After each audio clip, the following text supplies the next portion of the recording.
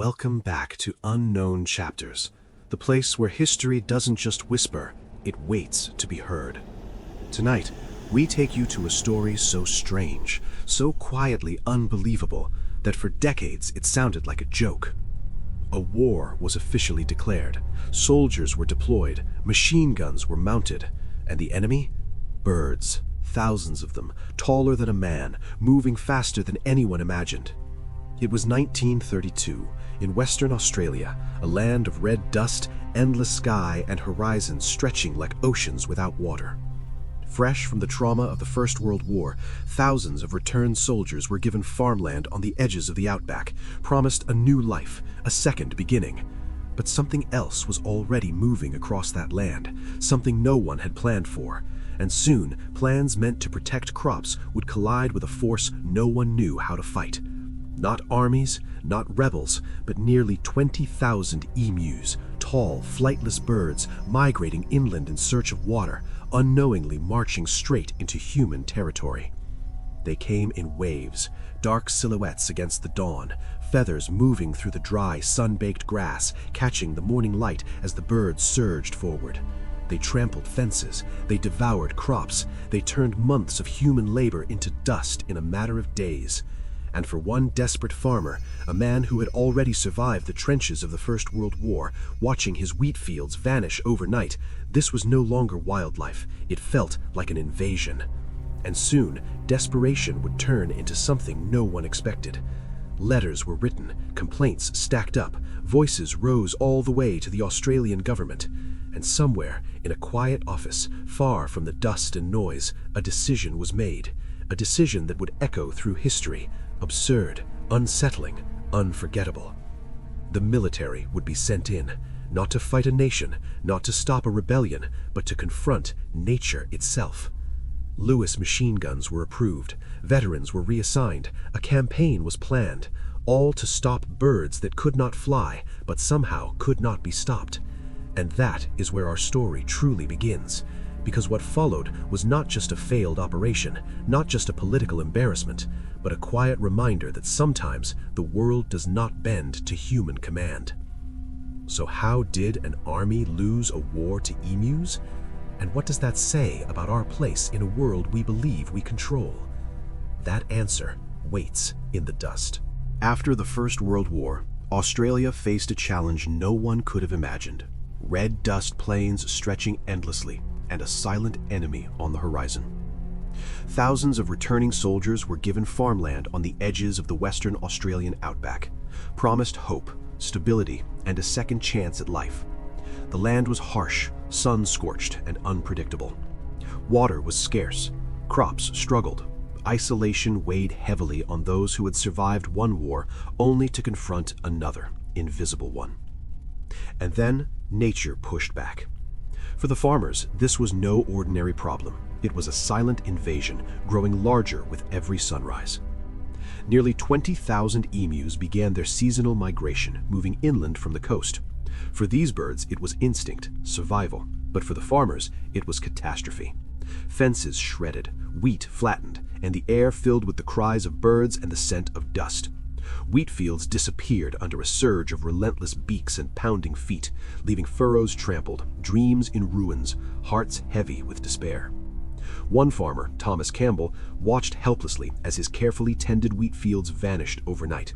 He had survived the trenches of Europe, faced artillery and gas, yet he had never faced an enemy like this, agile, unyielding, and utterly untouchable. Letters poured into the government, pleading for intervention. The problem had grown beyond local scale. Emus were now considered a national menace. Experts estimated that the birds were consuming thousands of tons of crops, threatening food supply for a country still recovering from economic strain and drought. Farmers tried everything: scarecrows, fences, even dogs. Nothing worked. The emus adapted faster than any human plan. Each day, losses mounted, crops trampled, livelihoods threatened, tension between man and nature escalated to a boiling point. And so, what began as a quiet struggle for survival on the plains soon became a call to arms. The government faced a choice: continue letting farmers fend for themselves or intervene with military precision. It seemed absurd, almost laughable, and yet the threat was very real. a force of nature, relentless, unstoppable, marching under the relentless sun, challenging human ingenuity and patience.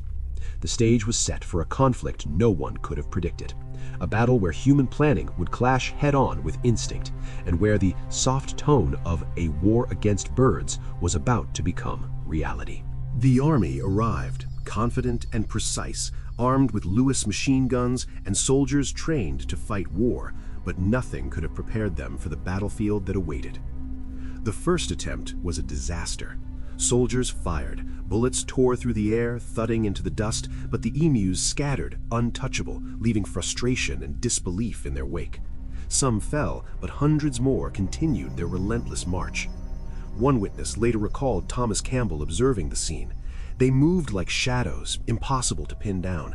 Every time we thought we had them cornered, they vanished into the horizon.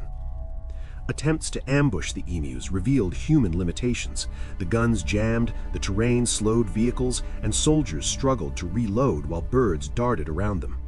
Days of planning collided with nature's instinct, and the outcome was humiliatingly clear.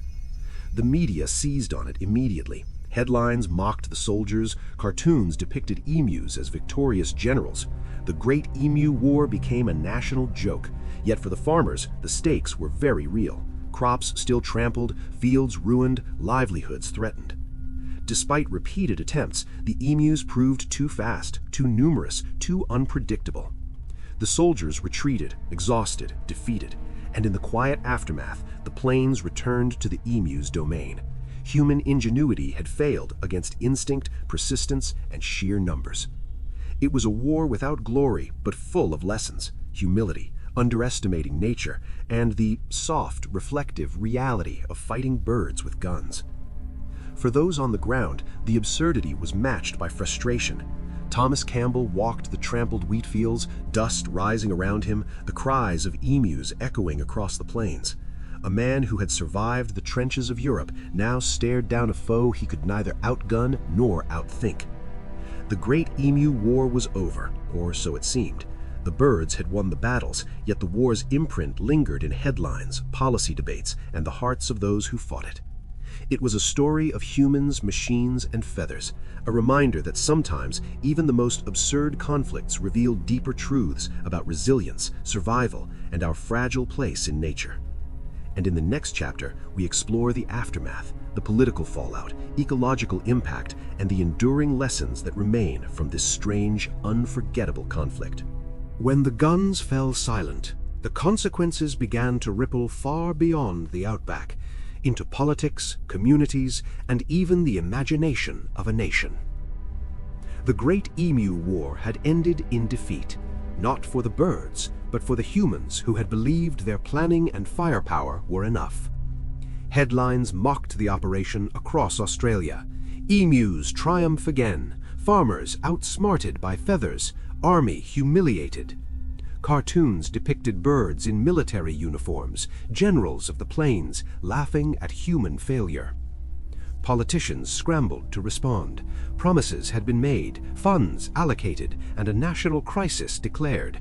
Yet the problem persisted. Questions arose. Had the military wasted resources? Could humans truly impose order on nature? For the farmers, the impact was far more personal. Wheat fields had been destroyed, livelihoods threatened, and dreams left in ruins, hearts heavy with disbelief. Thomas Campbell and others surveyed the flattened fields, dust still rising, laughter and disbelief intertwined in equal measure. The absurdity of the campaign did little to ease their despair. Ecologically, the emus' triumph reinforced their resilience. They continued their migrations, adapted to human interference, and demonstrated that sheer instinct and numbers could outmatch even the most organized human efforts. The war had changed little in their behavior, yet it revealed how human intervention, no matter how technologically advanced, could clash unpredictably with nature. The psychological effects lingered. Soldiers who had faced bullets, bombs, and trench warfare returned from the plains humbled. What was meant to be a demonstration of human control became a lesson in humility. Communities discussed the absurdity in hushed tones and laughter, but behind the humor lay a sober realization: nature cannot always be conquered, even by the tools of war, against a world that moves with its own rhythms. The plains quiet, dust settling, emus marching on. And yet, the story did not end with defeat. The Great Emu War entered Australian folklore, a cautionary tale blending humor, tragedy, and reflection, reminding us that human ambition, no matter how forceful, is sometimes no match for life's unpredictability. Golden sunlight filters over endless red dust plains, faint distant calls of emus, soft wind whispering secrets of the past. The Great Emu War ended without medals, parades, or headlines of victory, yet its legacy surpasses any military triumph. It is a story of ambition colliding with nature, humans humbled by instinct, and absurdity that still makes the plains quietly laugh. Thomas Campbell walked the fields one last time, dust swirling around him, footprints of humans and emus alike marking the plains. He had faced the horrors of war in Europe, yet here, in the quiet outback, he learned a different lesson. Even well-laid plans and powerful weapons cannot always bend the world to human will. The emus continued their migrations, indifferent to newspapers, cartoons, or politicians. They moved as they always had, relentless, adaptable, unstoppable. Their triumph was quiet, unnoticed by most, yet undeniable. Nature had won, not with force, but with persistence and patience. And for the soldiers, the farmers, and the nation, the lesson lingered: respect the wild, measure ambition with humility, and remember that some battles, no matter how absurd or small, carry truths far larger than themselves. The Great Emu War remains a tale of humor and tragedy, of human error and nature's resilience, a story that teaches us to pause, to marvel, and to reflect. It reminds us that the world is vast, unpredictable, and often quietly victorious in ways we least expect, if only we pay attention. At Unknown Chapters, we uncover these stories where history, mystery, and human experience intersect. And if you've enjoyed this journey through one of history's strangest conflicts, don't forget to like, subscribe, and hit the bell to join us for more tales that challenge what we think we know about the world. Though this chapter closes, the echoes of the past invite us to watch, to wonder, and to question the world around us, always.